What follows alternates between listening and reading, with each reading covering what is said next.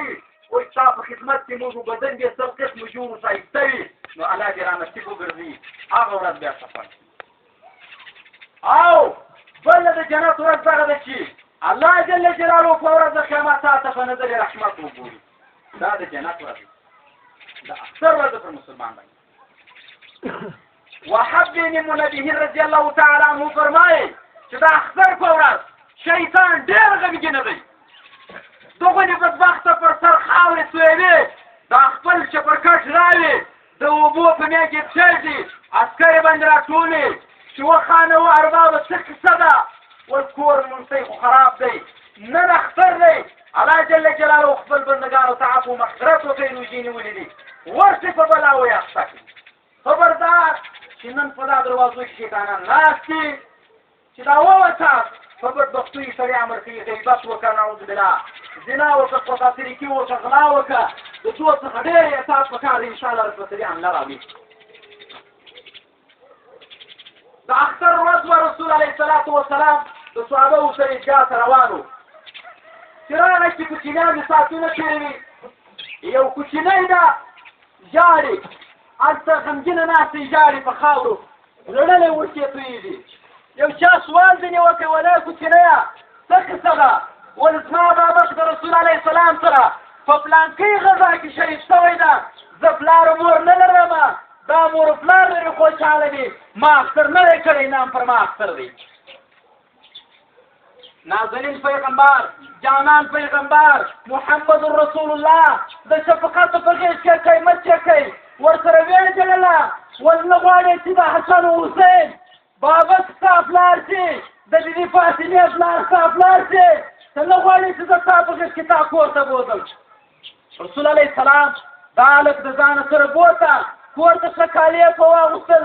ښه لباس یې ورکړي سترګې ځینې تورې کړې پیسې ورکړې شفقت و رحمت یې پر وکړه هلک برته راغی ول الله پاک ما ته پلار و بابک راکړي دا اختر ورځ شفقت پکار دی پر یتیم پر کونډې پر مسکین شفقت کول خیر و خیرات کول یوه روپۍ چې ورکړي الله ستا څخه په زره قبلي ګرانه دا دنیا ذخیره کول ګټه نه لري چې خیر و خیرات یې کړه ستا ده ولې خوړه ستا ده دوا دې کړه ستا ده ولې پوشل څه کالی دې چې واغوستئ ستا ده ذخیره امانت دلته پرته ده والله بالله د دین په باره کې فرموستی څه تکالیف راغلي دي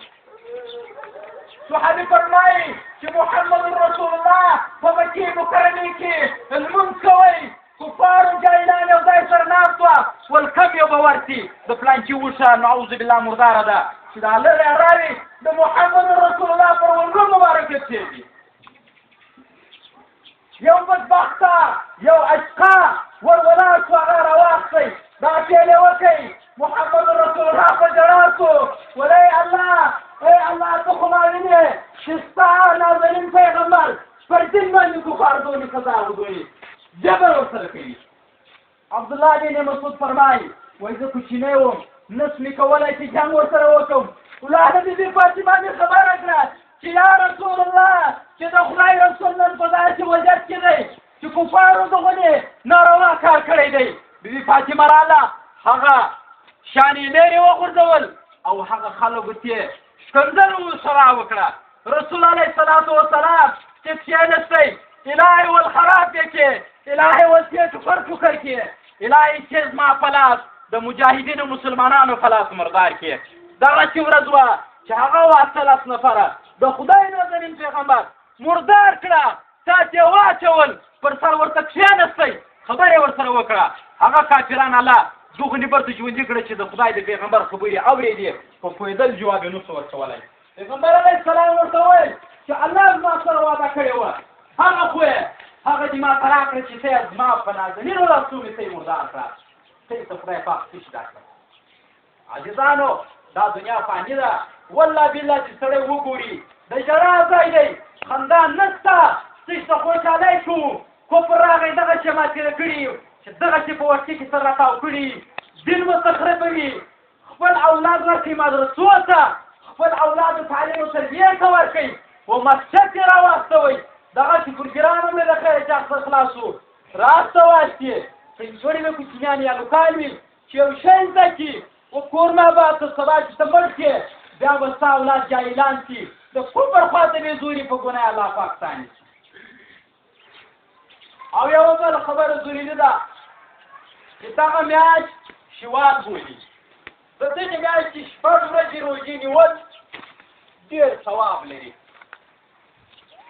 کال 360 شپې دی دغه شپې دا زموږ وروستۍ مبارکه میاشت دا مقابله کوي دغه 200 شپو شپېته ورځې خالي پاتې دي بې له عبادته دا شپږ ورځې روژې چې هر څوک ونیسي هغه شپېتو ځای دې هم ډک کړي ستا مثال دغه چې درسته کال ستا روژه به خیر سره به الله د خدای څه وایي الله به جنت درکړي د خیر نو دغه خبره په غوږ کې ونیسئ چې هر څوک یې ونیسي که پرلپسې نیسي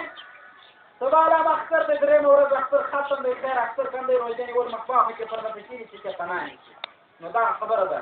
په آخر کې دعا کو الحمدلله الهي مستعف و مغفرت دي الهي سمو هدایت کې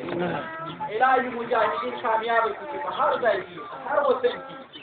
الهي کافران مفسدان بدبختان یهود نصارا الهي ته خراب وګرځه الهي زموږ د وطن څخه ته په خیر وباسي الهي خراب و بربادي کړي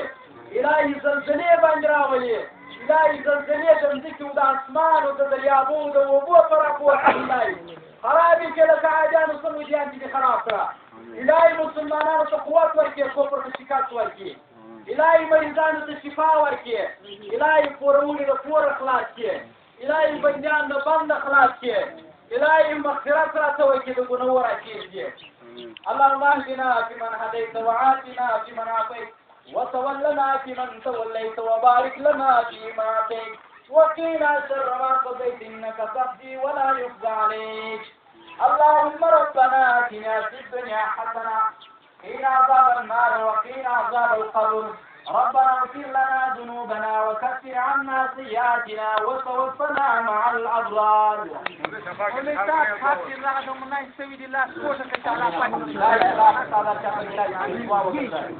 الهي دربدار الهي څوک چې مسلمان ته د یوې پیسې قدر ضرر رسي الهي خراب وسرع به وګرځي الهي زموږ په زړه کې منیبات الهي په دې خلیفي محبات واچه الهي منافقي و بدبختي و غیبت و مناظرات وحشت تصور کې د خپل قرآن کریم پورې سره الهي زړونه د محشر خاطر راوګرځي د ټولو سپینږیري ښځوانانې اللهم ربنا